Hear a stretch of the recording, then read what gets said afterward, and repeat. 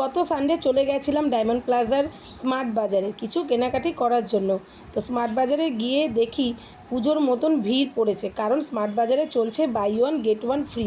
যে কোনো প্রোডাক্টের উপর 50%, 60%, 70% পর্যন্ত সেল চলছিল।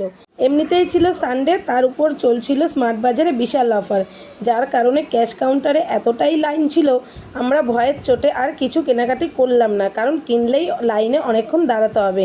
তারপরে আমরা স্মার্ট বাজার থেকে বেরিয়ে একটু কর্ন কাউন্টারে চলে গেলাম কর্ন খাওয়ার জন্য।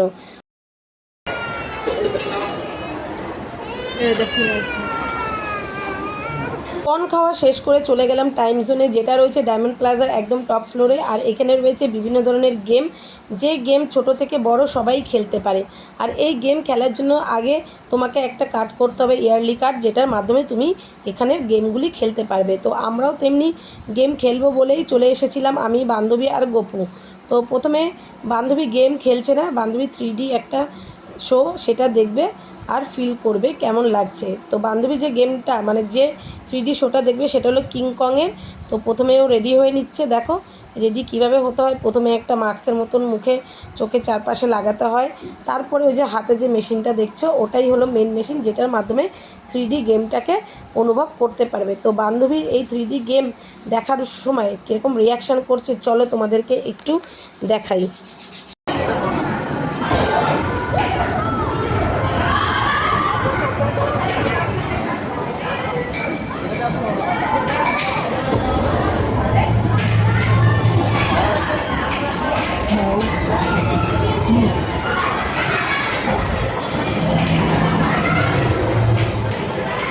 এইবারে রিয়াকশন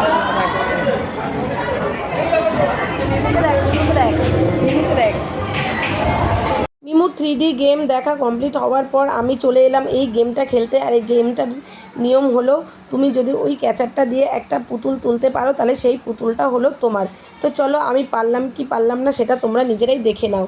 তো প্রথমে আমার হাতে যে কার্ডটা দেখতে পাচ্ছ এটা দিয়ে সোয়াইপ করতে হবে, তারপরে এখানে টাইম থাকবে 1 মিনিটের। 1 মিনিটের মধ্যেই তোমাকে টয়টাকে ক্যাচ করে ফেলতে হবে। তো চলো আমি পারলাম কি না দেখো।